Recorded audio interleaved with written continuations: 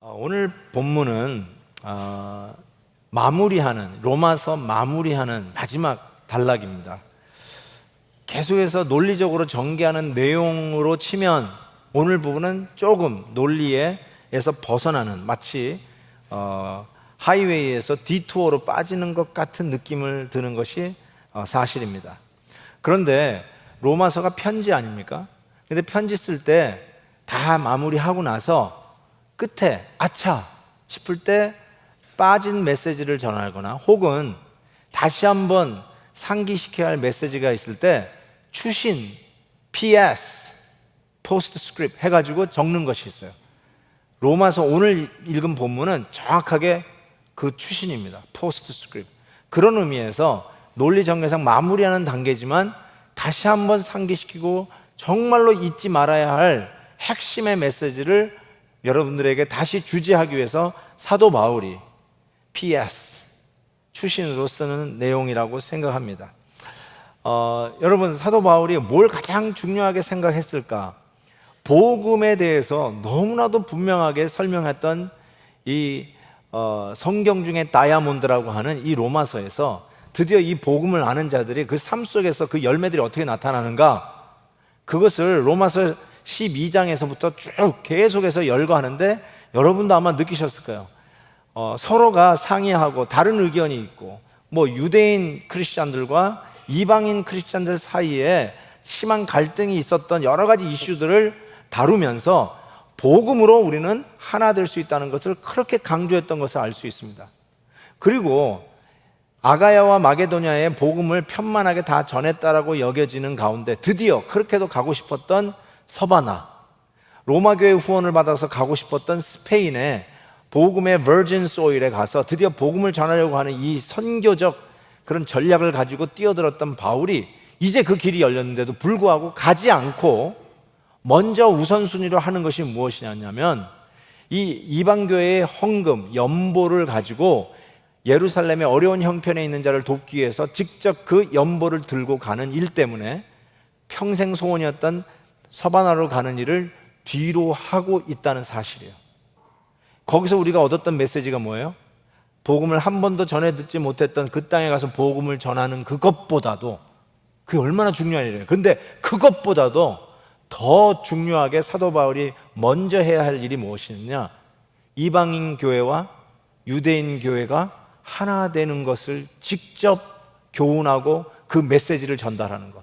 그래서 이방인의 교회의 연보, 코이노니아, 생명과 같은 그 헌금을 가지고 유대인 교회에 가서 그 헌금을 가져다 주면서 우리가 서로 다르지만 예수 그리스도 복음 안에서 하나다라고 하는 메시지를 전달하는, 이것이 서바나에 가서 복음 전하는 것보다 더 우선순위였다는 사실을 우리가 기억합니다.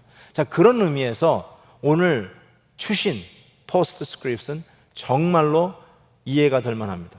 어떤 내용으로 이 PS, 추신을 쓰느냐면요, 거짓 교사들로부터 우리를 지키는 경고를 하고 있습니다. 오늘 본문 말씀 보면 거짓 교사들이 어떠한 모습인가가 드러나는데 17절 보세요. 내가 너희를 권하노니 너희가 배운 교훈을 거슬러 분쟁을 일으키거나 거치게 하는 자들을 살피고 그들에게서 떠나라, 이렇게 얘기합니다. 그러니까 이 거짓 교사들, 거짓 선지자들은 어떤 특징을 갖고 있냐면 교회 안에서 분쟁을 일으키는 자다라고 얘기했습니다. 교회의 분열을 조장하는 사람들이죠. 여러분, 지금도 얘기했듯이 이방인 교회와 유대인 교회가 하나 되는 그 메시지, 그거를 위해서 이방인들의 연보를 가지고 예루살렘 가는 이 사도 바울의 그 걸음걸음 우리가 기억해 볼 때 교회가 하나 되는 걸 지키는 것만큼 중요한 일은 없었을 거예요. 이 중요함은 아무리 강조해도 지나침이 없을 거라고 생각합니다. 그래서 교회를 분열시키는 죄, 이거야말로 가장 큰 죄 중에 하나라고 할 수 있고, 만약에 그러한 자가 있으면 이렇게 얘기합니다. 그들에게서 떠나라. 교제하지 말라는 뜻이에요. 교제를 끊으라는 거예요. 고등학교 동창이라고요? 어렸을 때부터 고향에서부터 같이 자란 친구라고요? Doesn't matter. 교회의 분열을 조장한다고요? 교제를 끊으라고까지 이야기하는 이 메시지를 여러분이 정말 가슴 깊이 담아야 된다고 저는 생각합니다. 여기서 이 분열은요, 그냥 단순히 뭐 그냥 불평 불만을 토하는 자들 얘기하는 게 아니에요. 예? 좀 신경질 잘 내는 분들 있잖아요. 예? 그냥 막 그냥 불평하는, 뭐 이렇게 줄이 길어, 뭐 왜 이렇게 음식이 맛없어, 이런 거, 그런 사람을 얘기하는 게 아니에요. 여기서 분열을 조장하는 사람은 누구냐면, 쉽게 얘기해서 예수 그리스도의 복음에 거치는 자들을 얘기해요. 즉 신학적으로, 교리적으로 복음이 아닌 다른 복음을 전하면서 교회의 분열을 조장하는 자를 이야기합니다. 이건 아주 심각한 문제입니다. 그래서 이 거짓 교사들은 신학적, 교리적으로 타락한 자를 의미한다라고 할 수 있어요. 근데 이 거짓 선지자들의 또 다른 특징이 본문에서 소개가 됩니다. 18절을 보시면 우리 주 그리스도를 섬기지 아니하고 다만 자기들의 배만, 영어로 appetite, 입맛만 섬기는 자니 교활한 말과 아첨하는 말로 순진한 자들의 마음을 미혹하게 한다, 이렇게 얘기했습니다. 그러니까 이 두 번째, 이 거짓 선지자들의 특징은 자기 배만 섬기는 자라고 할 수 있어요. 여러분, 복음을 받아들이고 복음 안에서 거듭나면 절대로 자기 배만 섬길 수 없습니다. 자기 입맛대로만 살 수 없습니다. 이거는 완전히 복음하고 상반된 방향이에요. 복음 안에서 사는 사람은 절대로 자기 배, 자기 입맛 따라서만 살 수가 없습니다. 아까 교회 분열을 조장하는 것은 교리적, 신학적 타락이라면, 자기 배만 위하는 이 모습은 도덕적 타락이라고 할 수 있어요. 자기 입맛대로만 사는 것. 이 도덕적 타락이 여러 가지도 있을 수 있겠지만 가장 심각하게 찾아오는 도덕적 타락은 돈에 대한 욕심입니다. 그래서 교회의 리더십을 세울 때요, 이미 2000년 전에 하나님의 교회의 일꾼들을 세울 때 퀄리피케이션을 주잖아요. 장로님들, 집사님들 그 자격을 성경에 딱 박아놨잖아요. 그런데 그 장로님들의 되기 위한, 교회의 리더로서 장로 되기 위해서 그 자격 중에 디모데전서 3장 3절에 보면 술을 즐기지 아니하며 구타하지 아니하며 오직 관용하며 다투지 아니하며, 그 다음에 이 말이 있어요. 돈을 사랑하지 아니하며. 아예 박아놨어요. 여기 무슨 다른 해석이 있어요. 돈을 사랑하지 아니하며. 또 집사들도 마찬가지예요. 우리 안수 집사님들 보면 이렇게 돼 있어요. 이와 같이 집사들도 정중하고 일구이연하지 아니하고 술에 임박이지 아니하고, 그 다음에 더러운 일을 탐하지 아니하고 더러운 이득을 취하지 아니하고. 역시 재물에 대한 얘기 아니겠어요? 교회 리더십이 참 이 돈 문제에 대해서는 깨끗해야 된다는 것을 이야기를 합니다. 자기 배만 섬기는 이 리더십들, 이게 정말 문제인데, 제가 한 가지 더 짚고 넘어가고 싶은 건 있어요. 다시 본문 18절로 돌아가면, 이들이 교활한 말과 아첨하는 말로 누구를 미혹하냐면 순진한 자들을 유혹한다는 것이에요. 저는 어쩌면 이 순진한 자들도 문제가 있다고 저는 생각해요. 이 순진한 자들이 영어로 naive 이렇게 돼 있어요. 저 사람 참 착해. 그러면서 우리가 영어를 저 사람 나이브하다라는 말을 쓰는 것을 제가 종종 듣습니다. 여러분, 착하다는 말로 나이브라고요? 아니에요.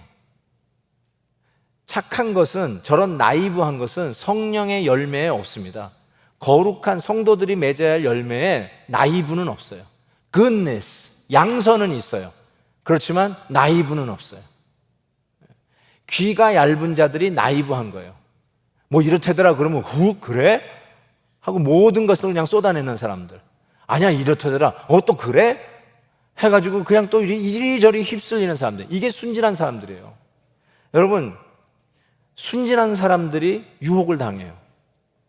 착한 사람이라고요? 의협심이 강하다고요? 여러분, 그런 거 필요 없어요. 그런 거는 순진함이에요. 진짜 의협심이 있어야죠. 진짜 성령의 열매를 가지고 승부를 거셔야죠. 그러면 어떻게 하면 이렇게 나이브한 데서부터 벗어날 수 있을까? 훈련 받으세요. 체계적인 성경 공부를 시도하세요. 그냥 여기서 저서 듣고 저기서 주워 듣고 그러지 마세요. 이제는 좀 체계 있는 성경 공부를 해야 되겠다. 서제션합니다. 베델 제자 훈련을 받으세요. 우리 베델 제자 훈련 5단계 커리큘럼으로 들어오십시오. 체계 있게 받으세요. 그래서 백본, 스켈레톤 확실하게 잡으세요. 그래서 신앙이 뭐 여기서 이렇다더라 저기서 저렇다더라 할 때 휩쓸리지 아니하고 딱 중심을 잡을 수 있도록 여러분께서 제대로 된 훈련을 받으셨으면 좋겠습니다. 그냥 통밥으로 신앙생활 하지 마십시오. 이렇다더라 저렇다더라 훈련도 받지 않은 분들이 교회는 이래야 된다 저래야 된다 그런 말 함부로 하지 마십시오. 훈련받은 사람이 하십시오. 그래서 정말로 교회는 이래야 되는구나를 제대로 훈련받고 확실하게 보십시오. 그래야 순진함에서부터 즉 유혹받을 수밖에 있는 마귀의 밥이 되는 아주 쉬운 밥이 될 수 있는 데서부터 벗어날 수 있다고 저는 생각합니다. 그래서 19절에 이런 말이 이 말이 마음에 박혀요. 너희는 선한 데 지혜롭고 미련한 데 악한 데는 미련하기를 원한다. 이렇게 얘기합니다. 악한 데는 좀 미련했으면 좋겠어요. 악한 데 그냥 확 휩쓸리지 말라고 정말 무슨 소리를 하는 건지 모를 정도로 그냥 땅 악에는 막힌 사람 같이 미련하라는 것이죠. 선한 데는 지혜롭게 반응하라는 것이죠. 그래서 바울이요 참 이 부분을 너무너무나 강조한 것 같아요. 왜 이게 추신에 들어갔는지 포스트 스크립트에 들어갔는지 이해가 될 것 같아요. 갈라디아에서 사도 바울은 이렇게까지 얘기했어요. 우리나 혹은 하늘로부터 온 천사라도 너희에게 전한 복음 외에 다른 복음을 전하면 저주를 받을지어다. 지금 이 자리에 황홀한 천사가 두 날개를 펴고 말씀을 전하는데 하나님의 복음, 사도 바울이 전한 My Gospel 그 복음 외에 다른 복음을 전하면 그 천사라도 뭐예요? 저주를 받을지어다. 얼마나 강한 표현이에요. 그냥 강하게 하는 게 아니라 정말로 이게 중요하다는 거예요. 이 잘못된 복음으로 말미암아 사람들을 분열하게 하고 갈라지게 하고 잘못된 복음이 결국은 사람을 도덕적으로 타락하게 한다는 것이죠. 그래서 이 말씀을 지켜야 돼요. 그래서 제가 이번 문제의 답을 이렇게 아예 프린아웃 해가지고 여러분에게 보여드리려고 이렇게 써가지고 나왔어요. 초대교회에서는요 이 잘못된 가르침, wrong doctrine, wrong teaching of the Bible, 잘못된 가르침은 핍박, 그리고 그 핍박 때문에 오는 순교보다 더 위험한 것으로 간주했어요. 죽인다고 하는 협박이 위험한 게 아니라 잘못된 가르침이 그 핍박보다 더 위험했어요. 왜냐하면 순교는 교회를 죽일 수 없어요. 그러나 잘못된 가르침은 교회를 대량 학살하고도 남기 때문에 그렇습니다. 그 정도로 여러분이 바른 복음, 경건한 복음, 옳은 복음, 그리고 복음으로 말미암아 살아가는 복음의 방향으로 살아가는 것, 이게 얼마나 중요한지를 이야기합니다. 그런 의미에서 이 복음이 무엇이냐, 이 견고한 복음인데요 20절에 이렇게 설명합니다. 평강의 하나님께서 속히 사탄을 너희 발 아래서 상하게 하시리라. 어디서 많이 들었던 말씀이죠? 맞습니다. 창세기 3장 15절에 나오는 소위 원복음, 최초의 성경에서 표현한 복음이라고 얘기하는 이 원복음에 이렇게 써 있죠. 내가 너로 여자와 원수가 되게 하고 내 후손도 여자의 후손과 원수가 되게 하리니 여자의 후손은 내 머리를 상하게 할 것이요 너는 그의 발꿈치를 상하게 할 것이나. 여자의 후손은 그리스도요, 그리스도께서 사탄의 머리를 뽀갤 것이고 그런데 그 가격에 발꿈치, 십자가의 상함이 있을 거라는 것을 최초로 말씀하신 원복음, 그게 창세기 3장 15절인데 그것을 사도 바울이 지금 로마서의 결론을 내면서 다시 복음의 그 진액을 여기 지금 말씀하고 있어요. 근데 요거는 이 마지막 그 20절에 보니까 소위 언어의 패러독스가 있어요. 제가 이렇게 말을 붙였는데 왜냐하면 보세요. 평강, 피스의 하나님께서 사탄을 너희 발 아래에서 crush, 상하게 하신다. 상하게 한다는 말이 이렇게 손끝에 이렇게 칼로 비어도 상한다고 하는데 이 뉘앙스가 안 느껴서 저는 이렇게 얘기했어요. 평강의 하나님이 crush, 완전히 밟아 뭉그러뜨리고 꺾어버리고 아예 없애버리고 멸망시키는 거, 그게 crush 아니에요. 완전히 박살내버리는 거, 그게 crush예요. peace, 하나님께서 거칠게 거의 폭력 수준으로 박살을 내시겠다고 하시는, 이게 복음이에요. 이게 무슨 말인지 아시겠어요?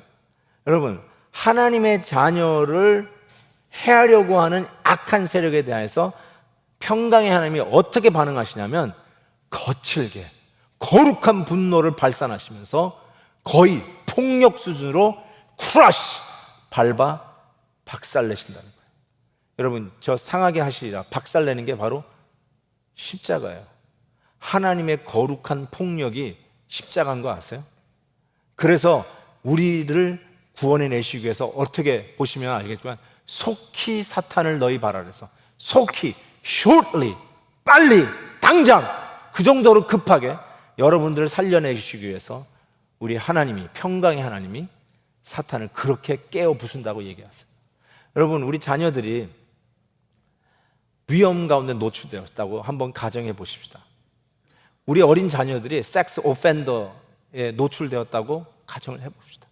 아무리 엄마가 얌전하고 아무리 말이 없고 아주 조용한 분이라 할지라도 자기 자녀가 위험한 순간에 닥쳤을 때 그 가만히 놔두겠습니까? 어디서 그 기운이 나오는지, 어디서 그 거친 말이 나오는지. 그렇게도 얌전했던 분이 자기 자녀 살리기 위해서, 자기 자녀 지키기 위해서 거친 폭력을 일으키지 않겠어요? 자기 아들 살리기 위해서, 자기 자녀 살리기 위해서. 근데 하나님이 정확하게 그렇게 하신다는 거예요. 하나님의 자녀 살리기 위해서 하나님의 거룩한 폭력이 나오는데 상하게 하시라, 크러쉬 시키겠다고 하는 이 하나님의 이 메시지를 들어보세요. 야, 이걸로 우리가 산 거구나, 이것 때문에 우리가 건져냄을 받았구나 라는 것을 알 수가 있습니다. 그래서 이렇게 얘기하잖아요, 후반절에. 우리 주 예수의 은혜가 너희에게 있을지어다. 이것 때문에 산다는 거예요. 이 은혜로 사는 거예요. 여러분, 사도 바울이 직접 쓴 서신이 성경에 몇 개 있는 줄 아시죠? 성경 퀴즈 대회 한번 해볼까요? 바울이 쓴 서신이 몇 개예요? 13권. 근데 이 13권의 서신에 한 번도 빠짐없이 우리 주 예수의 은혜가 너에게 있었다, 항상 이걸로 끝났어요. 다 확인해 보세요. 다 이걸로 끝났어요. 그게 뭘 의미해요? 그런 정도로 중요하다는 거예요. 그냥 은혜가 받으면 좋고 없으면 뭐 it's okay, 이게 아니라 반드시 있어야 될 거예요. 우리는 이 은혜로 산다는 것을 이야기할 수 있어요. 이거 없으면 못 산다는 의미예요. 이거 없으면 시작도 없고 끝도 없다는 뜻이에요. 그래서 오늘 마지막 본문 마지막에 이렇게 써 있어요. 26절 하반절부터 보시면, 이 복음으로 너희를 능히 견고하게 하실 지혜로우신 하나님께 예수 그리스도로 말미암아 영광이 세세토록 있을지어다. 아멘. 근데 저 보세요, 하이라이트한 부분 보세요. 이 복음으로 너희를 능히 구원하게 하실, 이렇게 쓰지 않았어요. 되게 복음으로 말미암아 우리가 구원받았다라고 얘기하는데 이신칭이 아니에요. 구원받았다 그러는데, 복음으로 말미암아 단순히 구원받은 것뿐만 아니라 능히 견고하게 하실, powerfully establish, powerfully 하나님의 능력이 되어서 우리를 견고하게 세워주는 힘이 바로 복음이고, 그것이 하나님의 능력이라는 것이에요. 그러니까 복음은 단순히 구원받기 위해서만 필요한 것이 아니라 매일매일 우리가 견고하게 쓰기 위해서 이 복음이 필요하다는 뜻이에요. 종교교회 500주년을 맞이하면서 이런 말이 많이 나와요. 요즘의 면죄부는 이신칭이다, 이런 말을 해요. 그냥 예수 믿고 구원받으면 that's okay, 이제 다 everything is done. 구원받았는데 뭐 죄 지었다, it's okay, 구원받았어. 이신칭이 새롭게 변질된 이신칭이의 면죄부. 그게 아니라 복음은요, 이신칭의를 위해서 있는 것뿐만 아니라 매일매일의 우리의 삶을 견고하게 세워주는데 이 복음이 필요하다는 것을 지금 바울이 이미 로마서에서 강조하고 있지 않습니까? 그래서 이 복음의 능력은 하나님의 능력이 되어서 우리를 죄악의 속박에서 건져내기에 충분한 능력이 됩니다. 우리를 죄의 정죄에서부터, 죄의 굴레에서부터 해방시킬 능력이 됨을 믿습니다. 이 복음의 능력은 우리를 의심의 늪에서 넉넉히 건져내며 우리의 어떤 감정적인 기복, 우울증, 성격적인 장애에서부터도 넉넉히 우리를 건져내어 우리들도 당당하게 예수 그리스도 안에 든든히 서가는 하나님의 능력이 됨을 우리는 분명히 믿습니다. 이 복음의 능력은 우리로 하여금 영적인 나태함과 영적인 게으름에서부터도 우리를 건져낼 것이며, 혼란한 세계에서도 분명히 하나님의 진리를 붙드는 것이 바로 이 복음이 하나님의 능력이 되어 우리를 붙잡아 줄 것을 믿습니다. 더 나아가서 이 복음은 능력이 되어서 사망의 권세에서부터 우리를 건져낼 것이며 죽음의 공포에서도 우리를 건져낼 것이며 어떤 죄악의 유혹도 넉넉히 이기고 든든히 예수 그리스도의 사람들로 서게 하는 것이 바로 하나님의 능력이 되는 이 복음임을 우리는 분명히 믿습니다. 그리하여 그리스도의 의로 옷 입고 당당하게 어떤 역경이 있다 할지라도 예수 그리스도의 사람들로 예수 그리스도의 그 복음을 붙잡고 이 시대에 가슴 펴고 걸어갈 수 있는 하나님의 신비한 능력의 사람들이 될 것을 분명히 믿습니다. 그래서요, 정말 예수 그리스도를 믿고 의지하는 것 외에는 다른 길이 없어요. 그래서 오늘 본문 26절에도 모든 민족이 믿어 순종하게 하시려고, 믿어 순종하게 하시려고. Trust and obey. Trust and obey. For there's no other way to be happy in Jesus. To be happy in Jesus. But to trust and obey. 믿고 의지하는 것 외에는 다른 최선의 길이 없어요. There's no other way. 믿고 의지하는 것. 왜요? 복음이 우리를 구원하여 건져내실 뿐만 아니라 오늘도 맞닥뜨리고 있는 수많은 유혹 속에서도 우리를 흔들리지 않게 견고하게 세울 수 있는 하나님의 능력이 되기 때문에 그렇습니다. 아멘입니다. 아멘. 로마서에 담겨있는 이 복음의 비밀을 미리 안 자들이 있었어요. 그들이 누구냐? 고린도에 있는 성도들이었어요. 고린도에서 이 서신을 쓰고 있는 바울과 함께하는 자들이 이 메시지를 먼저 들었습니다. 이 복음의 비밀을 먼저 아는 자들이었어요. 여러분, 바울이 이걸 못 썼어요. 나중에 보시면 알겠지만 대서한 사람이 있잖아요. 그 말이 뭐냐면 바울이 이거를 말을 한 거예요. 낭독을 한 거예요. 그럼 받아 적었잖아요. 그러니까 그 주위에 있는 사람은 그거 들은 거예요. 마치 여러분이 설교 말씀을 듣지 다 들은 거예요. 저는 이런 생각을 해봤어요. 바울이 이거를 뭐 1시간 만에 쫙 로마서를 썼겠어요? 아니죠. 쓰고 쉬고 또 쓰고 내일 와서 또 쓰고 그러면서 저는 꼭 사경회 하듯이 이 고린도에 있는 성도들이 이 로마서를 들으면서 이 사경회 부흥회를 했다라는 생각이 들어요. 그래서 이 고린도 성도들이 이걸 제일 먼저 들었는데 누가 들었는가? 거기 이름들이 나와요. 보세요. 21절부터 23절까지 나오는데 나의 동력자 디모데, 잘 아시죠? 영적 아들. 루스트라에 있다가 바울이 고린도에 있으니까 고린도에 내려왔던 디모데 얘기하고 있고, 그 다음에 지난번에 얘기했던 바울의 친척이라고 소개된 헤로디안과 더불어 여기에 또 친척으로 소개된 세 사람이 등장합니다. 누기오, 야손, 소시바도. 성경에 다 나와 있는 이름들이에요. 나중에 시간상 제가 다 설명을 못 드립니다. 그리고 좀 내려가시면 누가 나오냐면 지금 바울이 고린도에 있을 때 거처하던 집이 있어요. 그게 누구 집이냐면 몬 교회를 돌봐주는 가이오라고 하는 사람 집에 있었어요. 그래서 23절에 가이오가 나오고요. 그 다음에 고린도 성, 이 시리에 시리 트레저가 있었어요. 재무관 에라스도라는 사람이 또 안부를 전하는 것을 보게 됩니다. 참 이런 성도들이 먼저 이 복음을 듣고 야 이거 우리가 먼저 듣고 이것 로마에도 전해야 된다라고 틀림없이 이야기했을 거라고 저는 생각해요. 근데 제 눈에 밟히는 두 사람 이름, 저기 빨간 글씨로 되어 있는 두 사람의 이름이 자꾸 밟혀요. 더디오와 구아도인데 더디오는 그 편지 로마서를 대서한 사람입니다. 그리고 구아도라는 사람이 나오는데 저는 원래 이름이 아니에요. 이름이 아니라 번호예요. 어떻게 아냐고요? 더디오의 영어 필체를 보면 터티우스라고 되어 있고요. 구아도는 콰르투스 이렇게 되어 있어요. 자, 스페니쉬를 아시는 분들에게 제가 여쭤볼게요. 1이 우노, 도스, 3번이 뭐죠? 드레스. 그래서 저 더디오는 3번이라는 뜻이에요. 4번은 뭐예요? 구아트로. 잘하시네. 구아트로. 구아두가 4번이라는 뜻이에요. 번호로 불려졌던 바울의 동역자 바로 더디오와 구아도. 헤이 3번 마당 좀 치워. 4번 이리 와. 저 짐 좀 내려. 뭘까요? 틀림없이 노예였을 거예요. 그래서 번호로 불려졌다고 저는 생각해요. 근데 여러분 죄수가 되어서 감옥에 가면 번호를 받습니다. 감옥에 내서 사람 이름, 내 이름으로 부르지 않아요. 번호로 불러요. 그거 아시죠? 근데 또 한 군데 번호로 부르는 데가 있어요. 또 한 군데 번호를 받는 데가 있어요. 어디서 번호를 받아요? 우리 남자분들? 그렇죠. 군대에 가면 군번을 받습니다. 군번을 지금도 기억하는 분들 꽤 될걸요? 오늘 2부 때 85세 되신 은퇴하신 목사님이 가시면서 자기 군번을 보여주고 갔어요. 85세.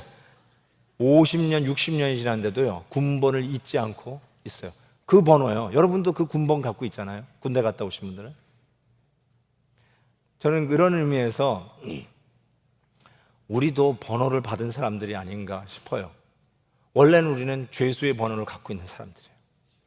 마땅히 죽어 심판 앞에 사라져야 할 죄수의 번호를 받은 자들 아니었습니까? 그런데 우리가 거룩한 분노로, 거룩한 폭력으로 구원함을 받은 우리들은 이제 하나님 나라 건설을 위한 예수 그리스도의 군사로 자원 입대하여 군사의 번호를 받은 자들이 되지 않았습니까? 예수 그리스도의 군사의 군번을 받은 자들이에요. 그래서 이 노래 기억하세요? Oh, when the saints go marching in, oh, when the saints go marching in, oh Lord, I want to be in that number. 요즘 새벽기도 우리가 지난번에 민수기 했잖아요. 민수기 이름이 numbers. I want to be in that number. 무슨 넘버요? 예수 그리스도의 군사되어 하나님 나라를 건설하는 일에 뛰어드는 예수 그리스도의 군번을 받은 그 정병들 말이에요. I want to be in that number. 그래서 이제는 우리는 더 이상 죄수의 번호가 아니라 예수 그리스도의 군번을 가지고 하나님 나라에 뛰어는 자원 입대하여 오늘도 하나님 나라의 건설을 위해서 뛰는 예수 그리스도의 용병들이 우리들이 아닙니까? 아멘. 아멘. 사랑하는 성도 여러분, 교회는요, 하나님의 영광이 보장되고 승리가 보장된 군대입니다. 교회는 단순히 평화 유지군이 아니에요. 우리는 공격부대예요. 하나님의 나라를 건설하기 위해서 전선으로 뛰어나가는 예수 그리스도의 군사들이에요. 여러분의 가정에서, 여러분의 직장에서, 여러분을 부르시는 소명의 현장에서 하나님의 나라를 건설하는 예수 그리스도의 군사들이에요. 음부의 권세가 함부로 넘볼 수 없는 존재들이며 우리 주 예수 그리스도의 거룩함이 있는 하나님의 군대들이라는 것을 기억하십시오. 그래서 우리 성도들이 가진 이 복음 안에서 우리는 땅끝까지 이르러 예수 그리스도의 복음이 편만하게 전해질 때까지 우리는 예수의 군사되어 하나님께 뛰어드는 이 시대에 하나님의 용병들 되시기를 주의 이름으로 축원합니다. 축원합니다.